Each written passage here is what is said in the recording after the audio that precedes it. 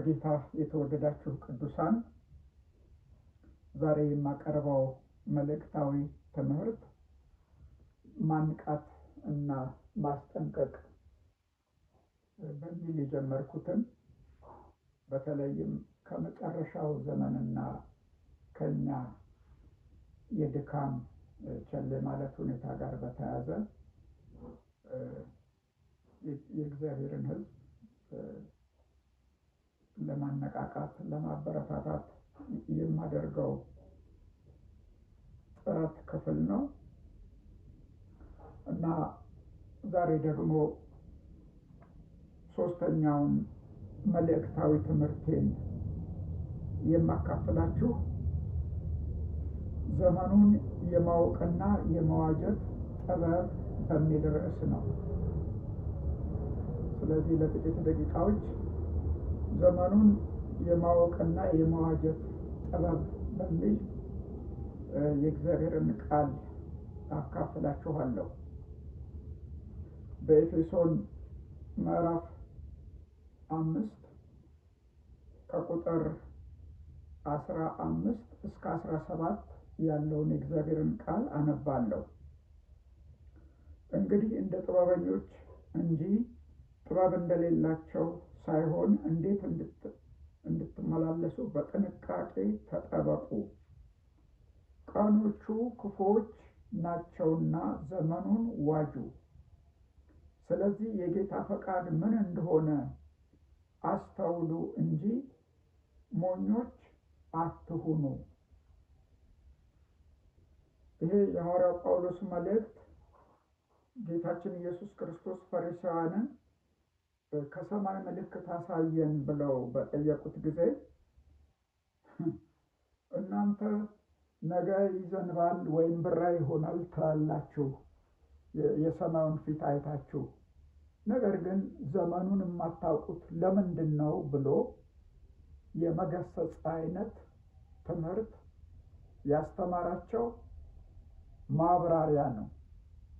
በጌታችን በኢየሱስ ክርስቶስ ላይ የሰራው የጥበብ መንፈስ የመገለጥ መንፈስ በቅዱሳን ሐዋርያቱም ላይ እንደሰራ የምናውቀው ነገር ነው።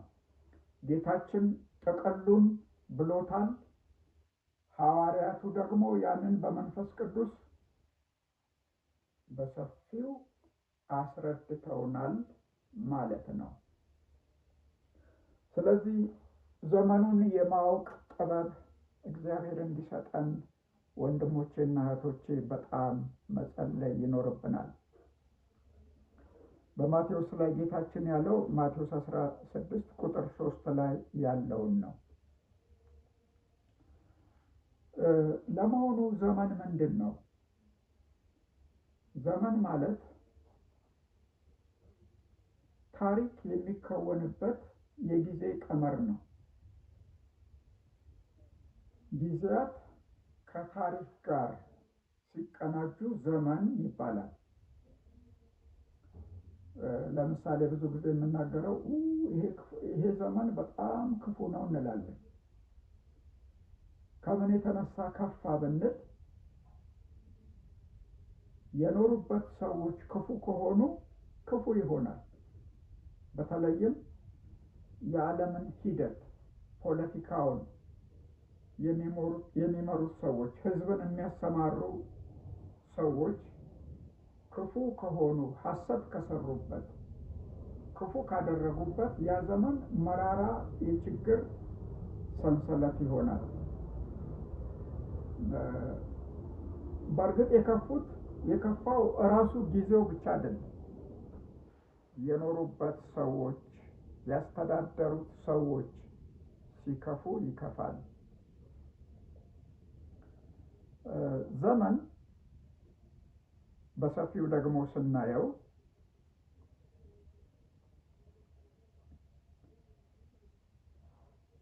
በሰው አለካክ ሊሰፈር የሚችል እግዚአብሔር ብርሃንን ፈጥሮ በሰማይና በምድር መካከል ፀሐይን ከዋክብትን ካኖረ በኋላ ቀንም ሆነ ሌሊትም ሆነ ይለናል። ጊዜን ሰው ሊለካውና ሊጠቀምበት እንዲችል እግዚአብሔር አዘጋጀው ማለት ነው። ቀኑ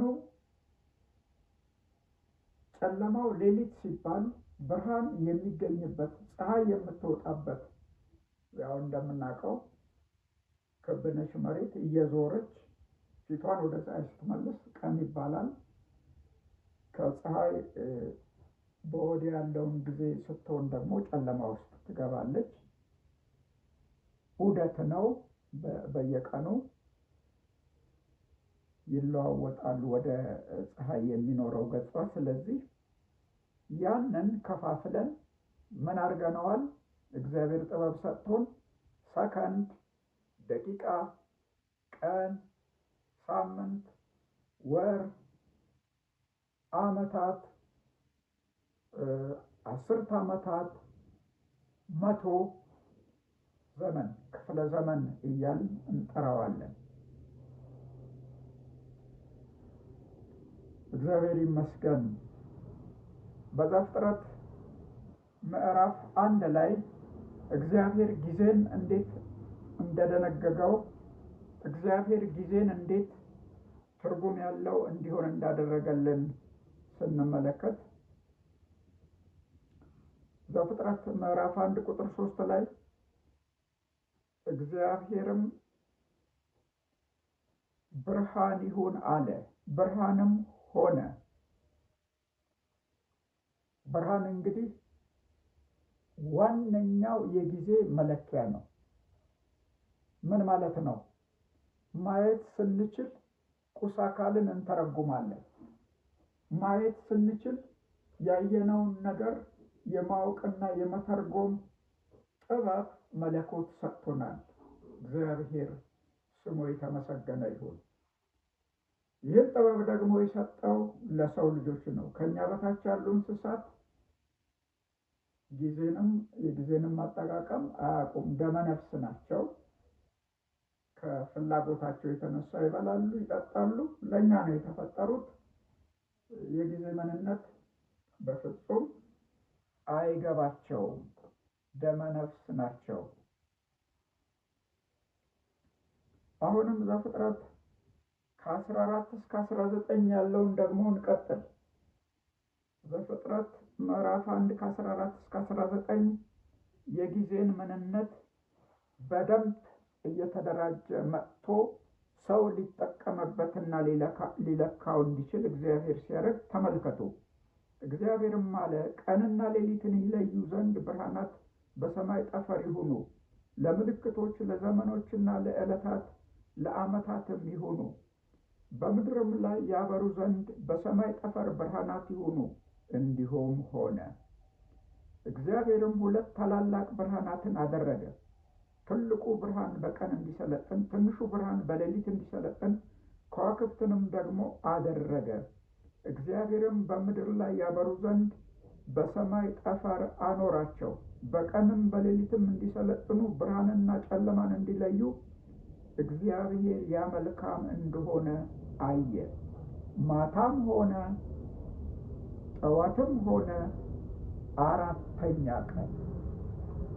እንግዲህ እዚህ ላይ እግዚአብሔር የሰውን ኮንሽስነስ፣ የሰውን ዕውቀት፣ የሰውን አይቶ መተርጎም እና ነገሮችን መቆጣጠር ጊዜን ተጠቅሞበት ከጊዜ ጋር ወደፊት መራመድን የሚያስችለውን ሙሉ ነገር ኢኩዊፕ አደረገው ማለት ነው። ብቃት ሰጠው። ክብር ለእግዚአብሔር ይሁን።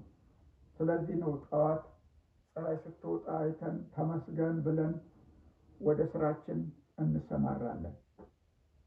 ሲመሽ ቅድም እንዳልኩት ፊቷን ከፀሐይ መሬት ስትመልስ ሌሊት ሆኖ እንሰበሰባለን።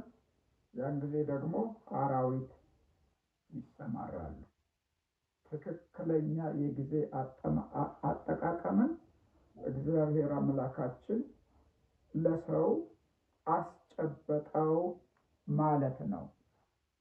እግዚአብሔር አምላክ ለሰው እንዲህ ያለውን ጥበብ የሰጠው በአምሳሉ በመልኩ ስለፈጠረ ነው። ቅድም እንዳልኩት በእንስሳትና በእጽዋት ጊዜን መተርጎም የሚባል እውቀት የለም እና ሰው ይህን ሁሉ እውቀትና ጥበብ ሊያገኝ የቻለው ከእግዚአብሔር ነው። ዘፍጥረት 1 ቁጥር ከ26 እስከ 28 የሰውን ከፍጥረታት መላቅ፣ የሰውን አዋቂ፣ ተመራማሪ፣ ተፈላሳፊ መሆን እንዴት እግዚአብሔር ሙሉ አድርጎ እንደፈጠረው ስናይ እግዚአብሔርም አለ ሰውን በመልካችን እንደ ምሳሌያችን እንፍጠር፣ የባህር ዓሦችንና የሰማይ ወፎችን እንስሳትንና በምድር ሁሉ በምድር ላይ የሚንቀሳቀሱትን ሁሉ ይግዙ። እግዚአብሔርም ሰውን በመልኩ ፈጠረ፣ በእግዚአብሔር መልክ ፈጠረው፣ ወንድና ሴት አድርጎ ፈጠራቸው።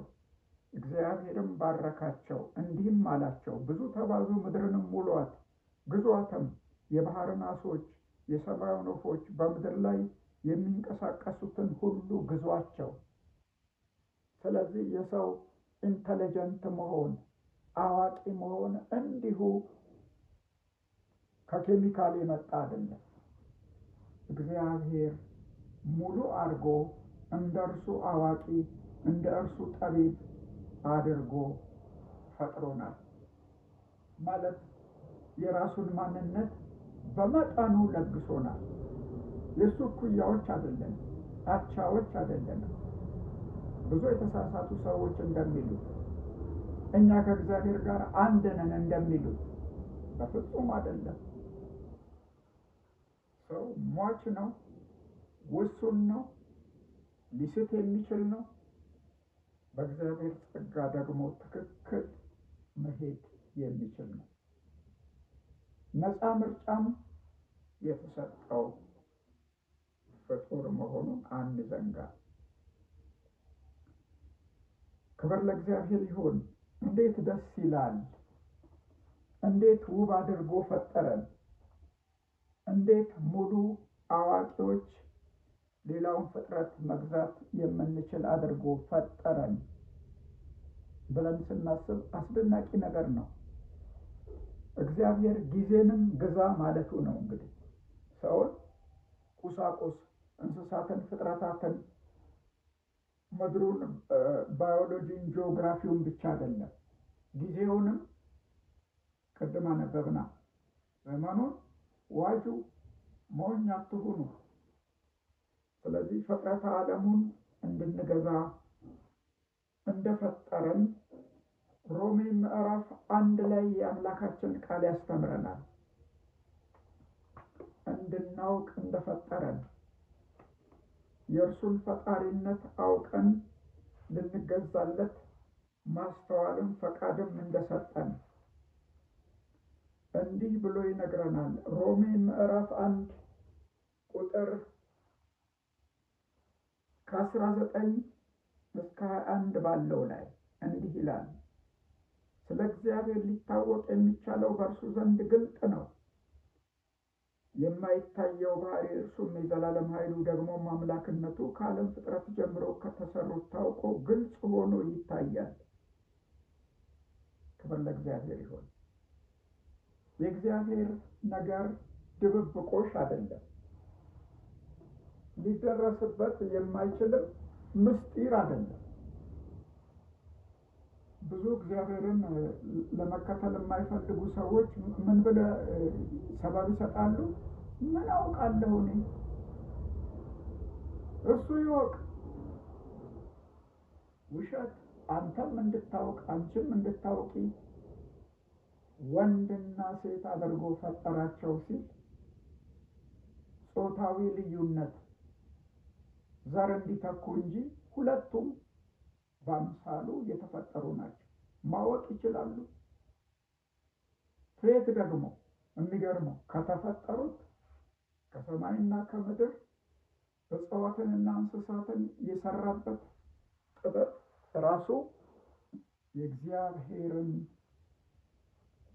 ምን አይነት ጠቢብ አምላክ መሆኑን የሚያስረዳን ትልቅ ነገር ነው። ክብር ለእግዚአብሔር ይሁን። ስለዚህ ፍጥረተ ዓለሙን ለሰው አደራ ሰጠ እግዚአብሔር። እና ጊዜውንም ሊቆጣጠር ደንግጎለታል ማለት ነው። ጊዜውን ለሰው እንዳስተካከለ ለኖህና ለልጆቹ ከጥፋት ውሃ በኋላ ቃል ገባላቸው እንዲህ ብሎ ማዝራት፣ ማጨድ፣ በጋ፣ ክረምት፣ በልግ፣ ጸደይ የምንላቸውን ወራት ያፈራርቅልናል። ድርቅ ይሆን የለም ወይ ትሉኝ ይሆናል። በሰው ኃጢአት ምክንያት ነው ድርቅ የሚመጣው። ምድርን ሰው በኃጢአቱ በመጠቀም ፈንታ ልትደርቅበት በረከቷን ልትነሳው ትችላለች ማለት ነው እንጂ በተረፈ ወራት ይፈራረቃሉ። ክብር ለእግዚአብሔር ይሁን። ከኖህ የጥፋት ውሃ በኋላ እንደገና ምድርን እግዚአብሔር በውሃ እንደማያጠፋት ቃል የገባው እውነት ሆኖ እናገኛለን። ጎርፍ አንዳንድ ቦታ ሊመታ ሊያጠፋ ይችላል፣ ግን ምድር እንዳለ በውሃ እንደማትጠፋ እግዚአብሔር አምላክ ቃል ገብቷል። ከዚህ ተነስተን እንግዲህ ያለንበትንም ጊዜ እንድናውቅ እግዚአብሔር ያደረገበትን ነገር ቀጥዬ እንመልከት። ጌታችን ኢየሱስ ክርስቶስ የመጨረሻው ዘመን ምን እንደሚሆን ደቀ መዛሙርቱ ጠይቀውት ሲመልስ አንዱ የነገረን ነገር ከሰው ልጅ አመፃና ኃጢአት ብዛት ተፈጥሮ ሰውን እየከዳው ይሄዳል። የመሬት መንቀጥቀጥ፣ የመሬት መናድ፣ ጎርፍ፣ ከመጠን በላይ የሆነ ዝናብ፣ ማጥለቅለቅ፣ እነዚህ ሁሉ በጣም ብዙ ሰዎች በየጊዜው እየገደሉብን ነው። የሰው ልጆች ስልጣኔ በዘመናቸው የገነቡት ሁሉ በአንድ ጊዜ ፈርሶ የሰራነው ፎቅ በላያችን ላይ ወድቆ ጨፍልቆ ሲገድለን ይታያል። ይህንን የዘመኑ መጨረሻ ምልክት እንደሆነ ጌታችን ተናግሯል። የጦርነቶች ብዛት፣ ቸነፈር። ለምንድን ነው እነዚህ የሚሆኑት? እግዚአብሔር አያውቅም?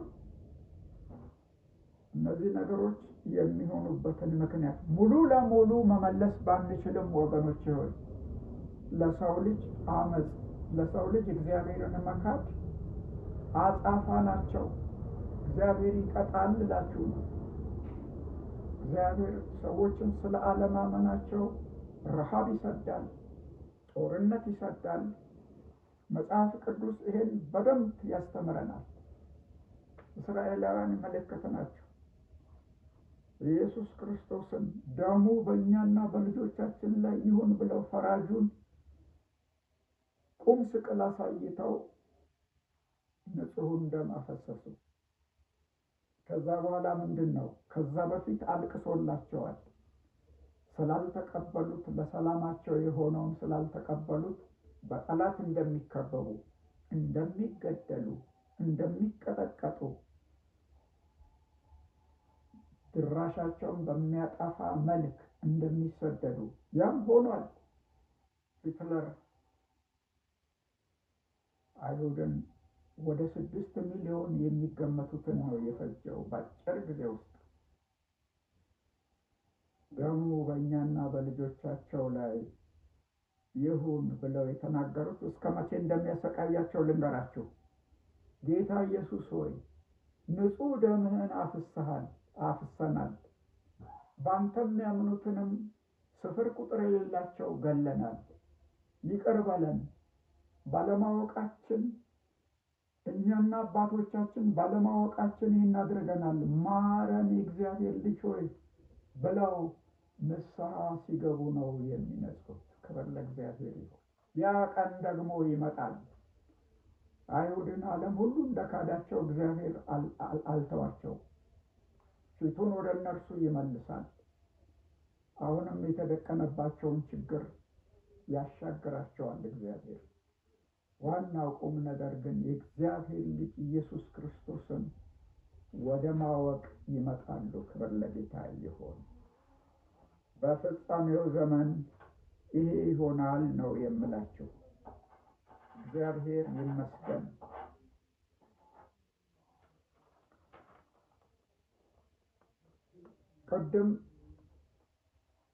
ቅድም ያነሳሁትን የፍጻሜ ዘመን የሚሆኑ ነገሮች ምልክቶች ናቸው። ዘመኑ ማለቁን ያሳዩናል። ዘመኑን ማለቁን ስለሚያሳዩን ከመሆን የማይቀሩ ናቸው። ለሰው ልጅ መራር ናቸው። አሁን የመሬት መንቀጥቀጥ ከመጠን በላይ በዝቶ ማን ተረድቶ ማን እንደሚተው እንኳን ግራ ያጋባል። የጦርነቱን ብዛቱን የምታውቁት ነው። እጅግ መራር ነው። ወደ እያንዳንዱ አገር ጦርነት እየተትረፈረፈ ነው። በተለይ አፍሪካ፣ ሩቅ ምስራቅ የሰው ፍጅት ደግሞ ጦርነትም አያስፈልገውም። ጨካኝ የሆኑ አጥፊ ከሃዲ ነገስታት የራሳቸውንም ሕዝብ ይጨርሳሉ። በኢራን ሲደረግ እንዳየ ነው። የራሳቸውን ሕዝብ ነው የሚረሽኑት ከሃዲዎቹ። ክርስቶስ ኢየሱስን እንደሌለ የሚቆጥሩ ክርስቶስ ኢየሱስን ምንም የማይረባ ተራ ሰው ነው ብለው የሚያስቡ ሕዝቦች እግዚአብሔርን ከመካዳቸው የተነሳ ለሕዝባቸው እንኳን የማስተዳደር ኃላፊነት የላቸውም፣ ቀጥቅጠው የማጥፋት እንጂ። ይሄ ሁሉ የመጨረሻው ዘመን ምልክት ነው። ግን ደስ የሚል ነገር ልንገራችሁ። በዚህ ሁሉ ላይ አድራጊውና ሰሪ ራሱ እግዚአብሔር ነው። ኮሙኒስቶች አይደሉም፣ ከሃዲዎች አይደሉም። በሰማይና በምድር ሁሉ የሚሆኑትን የሚያደርግ ደስ ይበላችሁ ወንድሞችና እህቶች፣ እግዚአብሔር አምላካችን ነው። መለኮት ነው። በሰማይና በምድር ደስ የሚያሰኘውን ያደርጋል የኛ ጌታ። ክብር ለስሙ ይሁን። አሁንም በዙፋኑ ላይ ነው። ሁሉን ይቆጣጠራል። ልባችሁ አይውደቅ ወገኖች ሆይ፣ የሚሆነውን ሁሉ ራሱ ደንግጓል እኮ ነው የምላችሁ። በቃ ደነገገው። የትኛውም የዓለም መሪ፣ የትኛውም የዓለም ልዕለ ኃያል አይደለም ታሪክን የሚያስጉዘው።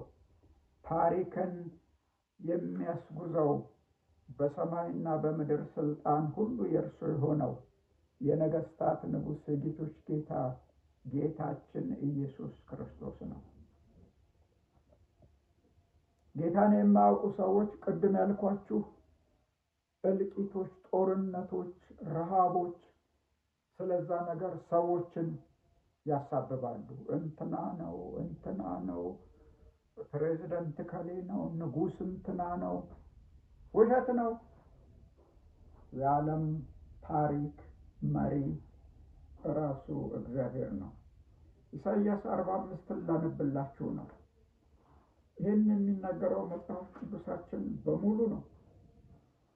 ትንቢተ ኢሳይያስ ምዕራፍ 45 ከ5 እስከ 10 አነባለሁ። እንዲህ ይላል። እኔ እግዚአብሔር ነኝ፣ ከእኔም ሌላ ማንም የለም፣ ከእኔ በቀር አምላክ የለም። በፀሐይ መውጫና በመግቢያ ባሉ ከእኔ በቀር ማንም እንደሌለ ያውቁ ዘንድ አስታጠቅኩህ፣ አንተ ግን አላወቅከኝም። እኔ እግዚአብሔር ነኝ፣ ከእኔም ሌላ ማንም የለም። ብርሃንን ሰራሁ፣ ጨለማውንም ፈጠርኩ። ደህንነትን እሰራለሁ፣ ክፋትንም እፈጥራለሁ።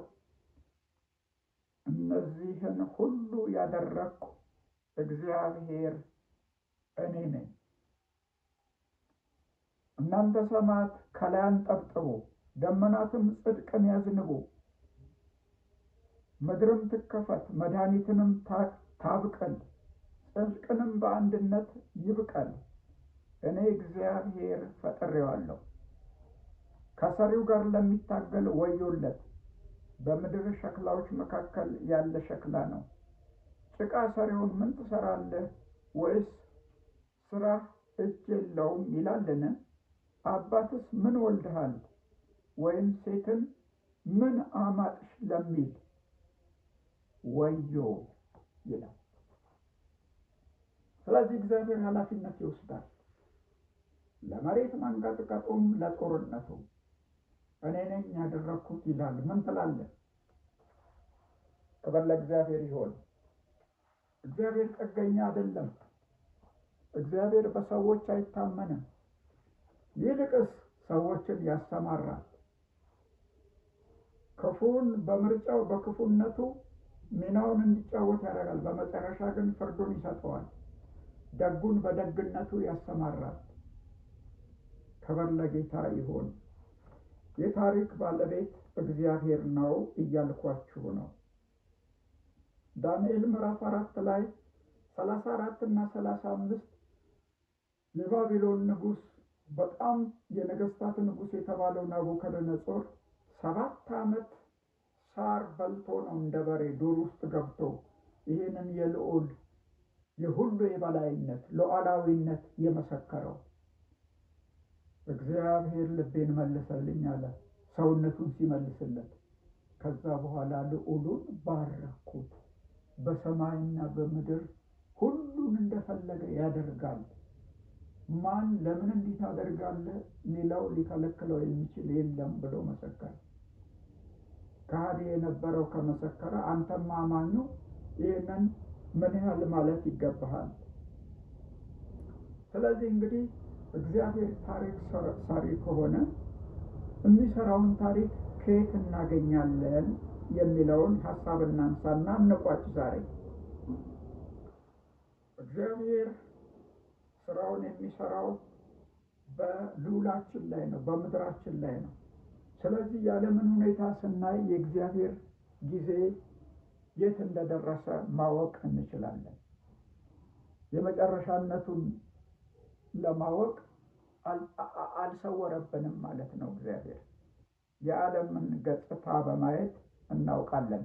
ሁለተኛው የመስሪያ ቦታው እስራኤል ነች። ከእስራኤል ሕዝብ ጋር ያለው ጉዳይ ጊዜው ምን እንደደረሰ የእግዚአብሔር የጊዜ አካሄድ በደንብ ይገባናል። ባለፈው የዓለምን መድኃኒት ኢየሱስ ክርስቶስን ያልተቀበሉት ሞኝ አይሁድ መሲህ ይመጣል ብለው በውሸት እንደሚጠብቁ ታያላችሁ። መቅደስ ሰርተው ሊቀበሉት እንደሚዘጋጁ። ስለዚህ እስራኤል በደንብ ሰዓት አይተን ጊዜ እንደምናይ የእግዚአብሔር መስሪያ ነች። የእግዚአብሔር ጊዜ ምንን የት እንዳለ ከእስራኤል እናውቃለን ማለት ነው። ግን ዋናውንና ሶስተኛውን ላምጣላችሁ። ሶስተኛው የእግዚአብሔር በጣም የመስሪያው ቦታ ቤተ ክርስቲያን ነች። እኔና እናንተ ማለት ነው፣ ያመንነው ሰዎች። እንዴት በሉኝ። መታዘዛችን፣ ተግተን እግዚአብሔርን መተባበራችን ጊዜውን እንደሚያፈጥን መጽሐፍ ቅዱስ እያስቸኮላችሁ የጌታን ማምጣት እያስቸኮላችሁ ይላል። ለካ ቤተ ክርስቲያን ዋናው ስራው ስለሆነች ማስቸኮል ትችላለች ማለት ነው። እንደምናየው ግን በጣም ስለተዝረከረክን የምንይዘው የምንጨብጠው ስለጠፋን እያዘነ ይዘገያል ማለት ነው። እንዴ ህዝቤ ምን ነካው? አሁን ብሄድ ማንን ልወስድ ነው ሳይል እኔ እንጃ። እንግዲህ ማስቸኮል ማለት እንግዲህ እስከዚህ ድረስ ይሄዳል። የሚያስቸኩሉ አሉ። ክብር ለእግዚአብሔር ይሁን። በታማኝነት እያገለገሉ እየተቀደሱ እየነጠሩ እየነጹ ጌታ ሆይ ና የሚሉ አሉ። ግራ ተጋብቶት ይቆማል። እንደውም በንዛዜ እንደሚመጣ ተተንብዮአል። ሐዋርያው ጳውሎስ በሁለተኛ ጢሞቴዎስ ምዕራፍ 3 የዘረዘራቸው በመጨረሻው ቀን የሚያስጨንቅ ዘመን እንዲመጣ እወቅ ያለው አማኝ የሆነውን የሰዎች ህይወት መጎሳቆልና መበላሸት ለማመልከት ነው። ስለ ዓለም ሰዎች አይደለም በዛ ስፍራ የሚናገረው። በእግዚአብሔር ቤት ሰዎች ግራ ገብቷቸው በርኩሰት እንደሚመላለሱ ይናገራል። በዓለም ካለው ጭንቀት የተነሳ ሰዶማውያንን የሚድሩ ሰዎች ተገኝተዋል። እግዚአብሔር ይቅር ይበላል። እነሱን ለይተን ለመሳቅ አይደለም። በክርስቶስ ስም ተጠርተዋል። ከዚህ ድንዛዜ እንዲወጡ መጸለይ አለብን። መቀስቀስ፣ መድከም አንዱ የመጨረሻው ዘመን ምልክት ነው። በኃጢአት እንዳንጎሳቆል ነው ጌታችን ያስጠነቀቀንና የተናገረን። ስለዚህ እግዚአብሔር ይመስገን፣ ዘመኑን ማወቅ አለብን። ለዘመኑ መዘጋጀት አለብን። ኢየሱስ ክርስቶስ ሊመጣ በደጅ እንደቀረበ ማወቅ፣ ዘመኑን ማጣጣም፣ መዋጀት አለብን። በዘመኑ መከናወን አለብን። ዘመኑ አሞኝቶን ከመስመር እንዲያወጣን ከቅድስና እንዲያጎለን አያስፈልግም። ኢየሱስ ክርስቶስ ሕያው ነው። ቤተ ክርስቲያኑም ሕያው ነች። ደንዝዘን ግራ ገብቶን መቆም ሳይሆን ታምነን መራመድ ያለብን ጊዜ ነው። ክብር ለእግዚአብሔር ይሁን። ስለዚህ እግዚአብሔር አምላካችን የታሪክ ባለቤት፣ የዓለምን ሁነት በራሱ ፕሮግራም የሚያስኬድ እንደሆነ ይህንን አውቀን ክብር ልንሰጠው፣ ዘመኑን ልንዋጅ፣ አስተዋዮች ልንሆን ይገባል። እግዚአብሔር ይባርካችሁ።